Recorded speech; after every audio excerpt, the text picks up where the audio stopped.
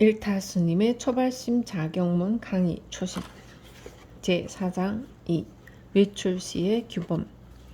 요긴한 일도 아니면서 이 마을 저 마을로 다니며 속인들을 사귀어서 다른 사람으로부터 미움을 받거나 스스로의 도정을 잃는 일이 없어야 하며, 요긴한 일이 있어 외출을 할 때에는 반드시 주지나 대중관리자에게 가는 곳을 알려야 하느니라. 만일 속인의 집에 들어가거든 반드시 바른 생각을 굳게 지녀서 책을 보거나 소리를 듣는 것을 삼가하고 방탕함과 삿된 마음이 일어나지 않도록 유의해야 할 것이거늘, 하물며 옷깃을 헤치고 희롱하는 웃음을 짓거나 잡된 일을 요란하게 말하며 때 아닌 때에 술과 밥을 먹거나 망령되게 거침없이 행동을 하여서 부처님의 기호를 어길 것인가? 그리하여 어질고 착한 사람들로부터 혐의를 받게 된다면 어찌 지혜로운 사람이라 할 수 있겠는가?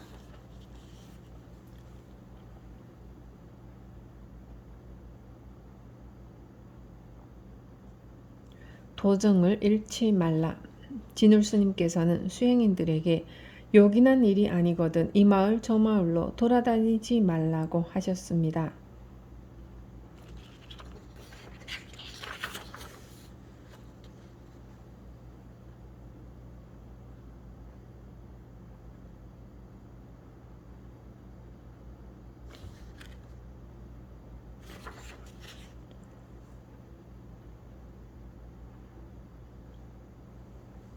일 없이 돌아다니면서 속인들과 교류를 하다 보면 다른 사람의 미움을 살 뿐만 아니라 도정까지 잃게 되기 때문에 금하신 것입니다. 출가인이 저를 자주 비우는 것은 수행인의 보금자리를 벗어나는 것을 의미합니다. 따라서 잘 수행하고자 하는 이는 저를 함부로 떠나서는 안 됩니다. 특별한 일 없이 수행처를 떠나는 것은 호랑이가 산에서 벗어나는 것과 같기 때문입니다. 특히 결제 중에는 밖으로 나다니지 말아야 합니다. 물론 수행을 다 마친 사람이라면 모든 것에 걸림이 없고 자유자재하므로 하나하나의 행동이 모두 중생을 교화하는 일이 될 것입니다. 그러나 수행이 덜 된 사람이 할 일 없이 마을 출입을 하다 보면 속인을 교화하기는커녕 속인에게 동화되어 버리기 십상입니다. 그러므로 자기 공부가 어느 정도 성취될 때까지는 속가의 출입을 일부러라도 금해야 합니다. 만일 공부가 익지 않은 승려가 짐승을 쫓아다니는 사냥꾼 마냥 이 마을 저 마을로 놀러 다니고 속인과 어울리기를 좋아하면 사람들이 그를 좋아할 까닭이 없습니다. 왜냐하면 그는 수행인의 본분을 잊고 있기 때문입니다. 이를 진울스님께서는 미움을 받는다라고 표현했습니다. 증질의 증은 일찍 증 앞에 신방변을 둔 글자입니다. 곧 일찍 마음으로 너무 앞서서 남을 의심하고 미워하고 싫어하면 미워할 증자로 바뀌게 됩니다. 이와 같이 쓸데없이 돌아다니다 보면 다른 사람의 미움을 사게 될 뿐만 아니라 도를 닦겠다는 마음, 곧 도정까지 잃게 되고 맙니다. 한번 도정을 풀어 헤치고 날뛰기 시작하면 다시 거두어 잡기가 용이하지 않습니다. 누군들 처음 출가하여 도를 닦기 시작할 때 생사를 초월하는 대해탈을 이루고자 하지 않겠습니까? 그러나 도를 닦다가 차츰 편안함을 추구하여 세속사에 물들다 보면 공의 깊은 도리를 완전히 깨닫지도 마음의 본질을 체득하지도 못한 채 도를 닦고자 하는 마음만 느슨해집니다. 더욱이 세속사에 집착하고 이름을 나타내는데 재미를 느끼다 보면 마음이 탁해지고 말에 거짓이 붙고 악업을 두려워하지 않습니다. 그 결과 스스로가 지닌 맑고 밝은 마음의 무한 능력과 생명력을 올바로 발휘하기보다는 도정을 잃고 방일과 타락과 색에 집착하는 길로 나아감으로써 그 길 끝에 열려있는 사막도 속으로 자연스럽게 빨려 들어가는 것입니다. 이러한 결말은 참된 도를 닦지 않고 할 일 없이 나다니며 속인들과 비슷한 삶을 살고자 하는 데서부터 시작됩니다. 이를 꼭 기억하시어 쓸데없는 마을 출입을 금하고 도정, 곧 도 닦는 마음을 잘 보호하시기 바랍니다. 물론 요긴한 일이 있으면 외출을 해야 하지만 이때에도 주지스님이나 대중을 관리하는 입승 또는 찰중 스님에게 반드시 가는 곳을 알리고 출타해야 하며 용무가 끝나면 곧바로 되돌아와야 합니다. 출행 시 주의할 점. 그런 필요한 일이 있어 마을에 갔을 때는 어떻게 해야 하는가? 진울 스님께서는 속가에 들어가거든 반드시 불법을 지키겠다는 바른 생각을 지녀서 색을 보거나 잡된 소리를 듣는 것을 삼가고 방탕한 마음과 삿된 마음이 일어나지 않도록 하라고 하셨습니다. 또 옷깃을 해치고 희롱하는 웃음을 짓거나 잡된 일을 요란하게 하지 말라고 하셨습니다.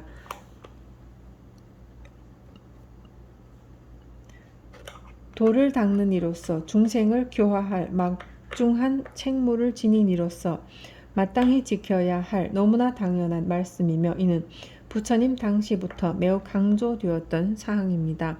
비구 250개 중 제144개부터 168개까지의 25가지 개는 비구가 속가에 출입할 때 지켜야 할 사항을 밝혀놓은 것으로 비구계 전체의 일화를 차지하고 있습니다.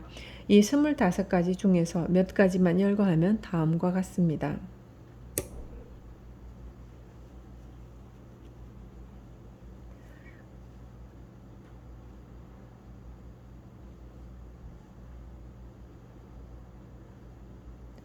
옷을 걷어붙이고 속가에 들어가지 말라. 뜀박질을 하면서 들어가지 말라. 뒷짐을 지고 들어가지 말라. 좌우를 두리번거리면서 들어가지 말라. 쭈그리고 앉지 말라. 좌우를 두리번거리면서 앉지 말라. 희롱하는 웃음을 지으면서 앉지 말라. 이 개들이 매우 상식적인 것이어서 일부러 계율로 제정해야 할 필요가 있었는가 하는 의문마저 들 것입니다. 그러나 부처님께서 속가의 출입을 얼마나 중요시하였는지는 여실히 느낄 수 있습니다. 곧 승려의 일거수일투족은 바로 불교의 모습이요 개인의 수행 정도를 나타내어 주는 것이며 중생을 자연스럽게 교화하는 방편이 되기 때문에 아무것도 아닌 듯 하지만 범하기 쉬운 속가에서의 행동을 게을로까지 제정하여 흐트러짐 없는 모습을 보이도록 한 것입니다. 출가수행인은 이를 특별히 경계하신 부처님의 깊은 뜻을 헤아려서 소홀함이 없도록 해야 할 것입니다. 그리고 진울 스님은 때 아닌 때 술이나 밥을 먹고 망령되게 거침없는 행동을 하여서는 아니 된다고 하였습니다. 여기서의 때 아닌 때는 비시식을 설명할 때 밝힌 오시가 지난 시각을 말하는 것이 아니라 승려가 마을에 가지 못하는 비시 곧 해 뜨기 전과 해가 지고 난 뒤의 시간을 가리킵니다. 이 시간을 제정하게 된 데에는 특별한 유래가 전해지고 있습니다. 부처님 당시 새벽잠이 없는 비구들이 날이 채 밝기도 전에 사위성으로 들어가 왕궁의 문을 두드리며 소리쳤습니다. 아직 주무십니까? 걸식하러 왔습니다. 매우 믿음이 깊었던 피사이광의 왕비 말리 부인은 잠결에 그 소리를 듣고 잠옷바람으로 뛰어나와 비구들을 맞이하였습니다. 이렇게 일찍 오셨습니까? 어서 들어오십시오. 그런데 당시 왕족이 입던 잠옷은 구슬을 꿰어 만든 옷이었으므로 쉽게 흘러내리곤 하였습니다. 말리 부인도 비구들을 안으로 맞아들이다가 잠옷으로 걸쳤던 구슬옷이 주르륵 흘러내렸습니다. 비구들은 이를 보고 킥킥 웃음을 터뜨렸고 기원정사로 돌아와서까지 떠들었습니다. 오늘 아침에 참으로 보기 힘든 것을 보았다. 어찌나 요란스럽게 소문을 퍼뜨렸던지 그 이야기가 부처님 귀에까지 들어갔습니다. 부처님께서는 곧 비구들을 불러 모아 계를 제정하셨습니다. 저녁에 해지기 전과 아침에 해가 뜬 뒤에만 마을에 갈 수 있고 해가 진 뒤나 아침 해가 뜨기 전에는 마을에 갈 수 없다. 그러므로 해가 진 다음부터 해가 뜨기 전까지는 특별한 경우가 아니면 마을에 들어가지 말아야 합니다. 그런데도 승려들이 밤중에 절 밑에 음식점이나 신도집을 찾아가는 경우가 종종 있습니다. 더군다나 아직 수행이 덜 된 승려 중에는 술을 마시고 고기를 먹지만 반야에 방해됨이 없고 도둑질을 하고 음행을 하여도 보리에 걸리지 않는다고 하면서 막행막식을 하는 것이 마치 깨달은 사람의 걸림없는 행위인 것처럼 착각하여 행동에 옮기는 이들도 있습니다. 그러나 이는 부처님의 계법을 지키는 자로서 도저히 용서될 수 없는 행동이라는 것을 분명히 밝혀두는 바입니다. 먹물옷을 입은 출가수행인이 되어 비록 사람들로부터 존중을 받지는 못할지라도 남의 비난을 받아서야 되겠습니까? 진울스님의 말씀처럼 어질고 착한 사람들로부터 혐의를 받지는 말아야 할 것입니다.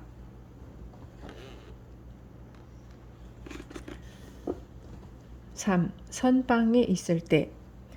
사당에 있을 때는 삼위승과 함께 행동하는 것을 삼가며 사람의 일로 왕래하는 것을 삼가며 타인의 좋고 굳은 일을 보기를 삼가며 문자를 탐하여 구하는 것을 삼가며 잠을 지나치게 자는 것을 삼가며 어지럽게 반연하는 것을 삼갈지니라. 오계장 진울스님께서는 이 글의 첫머리에서 사당에 있을 때라고 하였습니다. 여기서의 사는 결사, 곧 진울스님이 지도한 수선사처럼 참선 정진을 통한 결사 도량을 지칭하는 것이며 당은 결사를 하는 건물을 가리킵니다. 따라서 사당은 승려들이 공부하는 사찰의 선방이나 강원과 같은 것입니다. 일정 기간 동안 선방에 들어가서 참선 공부를 하는 사람은 모든 잡념을 끊고 오로지 선정을 닦아 삼매를 이루어야 합니다. 그러나 우리의 마음속에는 도심만 있는 것이 아닙니다. 끊임없이 일어나는 식욕과 무욕과 색욕, 그리고 그것을 충족시키지 못하는 데서 오는 욕구불만으로 가득 차 있습니다. 이와 같은 욕구들은 마치 제다리에 힘만 믿고 이리저리 날뛰는 망아지와 같아서 움직이는 대로 그냥 놓아두면 수행의 좌표마저 무너뜨려 버립니다. 그러므로 수행인은 정신을 똑바로 차리고 가야 할 길과 가지 말아야 할 길을 잘 살펴야 합니다.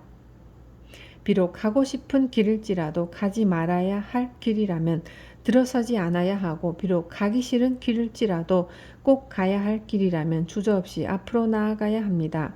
이와 같은 까닭으로 진울스님께서는 공부를 하는 수행인들이 가지 말아야 할 5가지의 장애의 길을 승화시켜 몇 가지를 삼가라는 말씀을 하신 것입니다.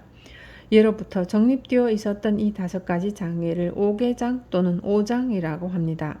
이들 5가지가 마음에 드리워져서 선법을 낼 수 없게 함으로 오계장이라 이름 붙인 것입니다.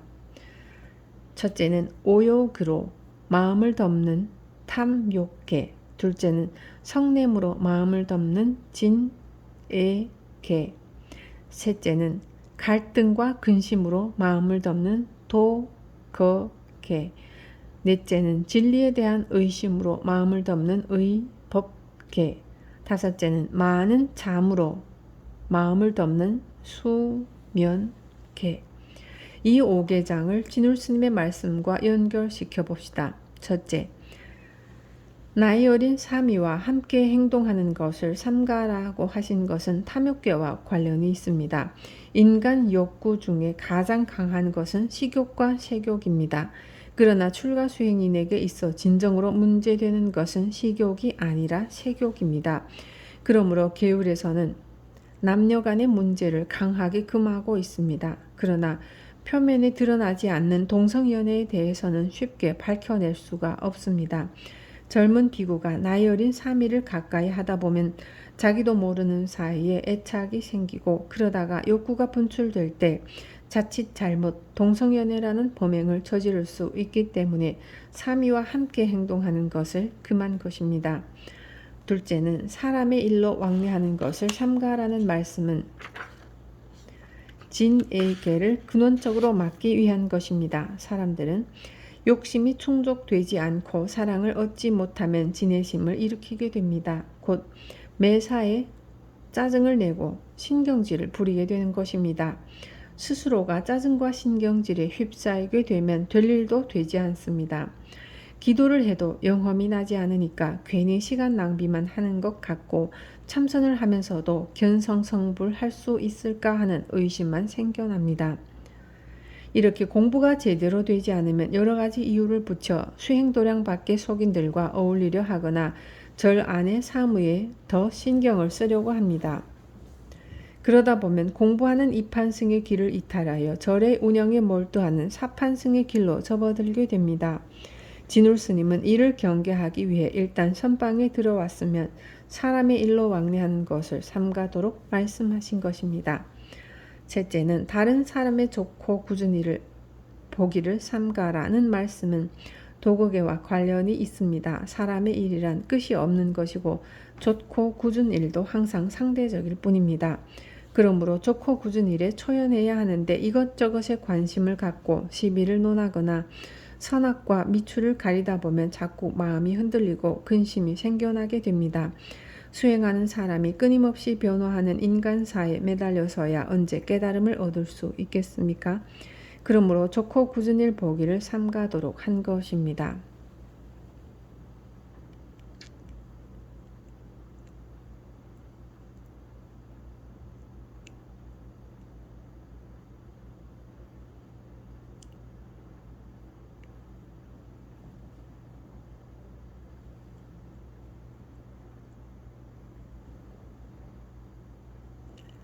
넷째는 문자를 탐하여 구하는 것을 삼가라는 말씀은 의법계와 관련이 있습니다. 수행을 할 때 상대적인 것에 매달리다 보면 삼매는 10만 8천리 밖으로 달아나 버립니다.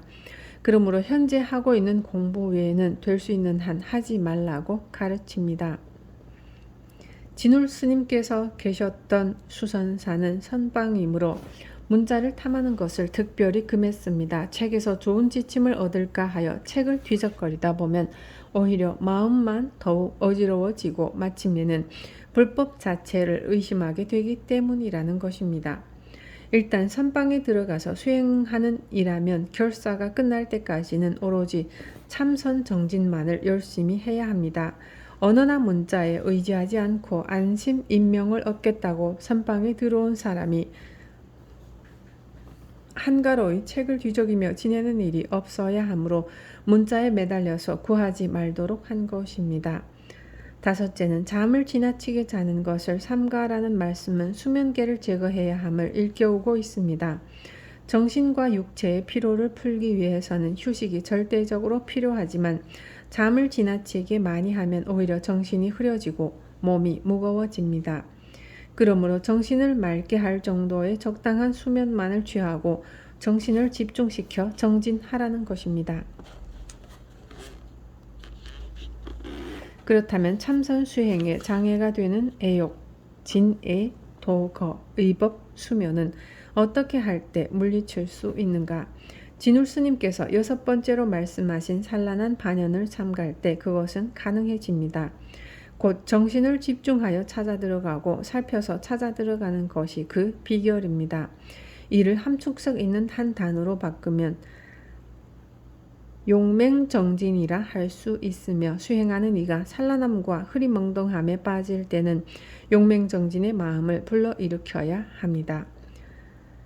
용맹정진, 중생은 잔재주가 많고 호기심이 많고 잡생각이 많습니다. 그리고 잔재주와 호기심과 번뇌망상을 따라 나아가기를 좋아합니다. 그러나 구도의 길, 부처님 되는 길은 그 반대편으로 뚫려 있습니다. 만일 구도의 길을 걷는 우리의 마음이 흩어지고 게을러져서 호기심과 잔재주와 번뇌망상이 가득해지고 있다면 무엇으로 그 그릇됨을 다스릴 것인가? 생사의 문제가 급함을 깨닫고 정신을 바짝 차려 용맹정진의 마음을 다시 한번 거두어 잡는 것, 결정코 생사의 큰 문제를 해결하겠다는 대용맹심, 견고용맹 대력 결정심을 불러일으키는 것이 가장 중요합니다. 흔히 규모가 큰 사찰을 가보면 선방 위에 심검당이라고 쓰인 편액이 붙어있는 경우를 쉽게 발견할 수 있습니다. 찾을 심, 칼, 검, 취모리, 검이라는 반야의 칼을 찾는 집이 바로 심검당입니다. 칼날 위에 한 가닥의 머리카락을 놓고 입김으로 가볍게 불기만 하여도 자를 수 있는 날카로운 마음의 칼, 지혜의 칼이 취모리검이며 이 검을 찾겠다는 대용맹심을 일으켜 정진하는 곳이 심검당인 것입니다. 조용히 앉아 공부를 하다 보면 갖가지 번뇌망상이 불꽃처럼 일어납니다. 오고 가는 자취도 없이 번뇌가 끊임없이 일어나게 됩니다. 그 번뇌를 따라가다 보면 모르는 사이에 해태심이 생겨나게 되고 공부가 되기는커녕 혼침과 산란만이 분분해지고 마는 것입니다. 이렇게 되면 참된 수행과는 너무나 멀어지고 맙니다. 이때 필요한 것이 용맹정진 주문입니다.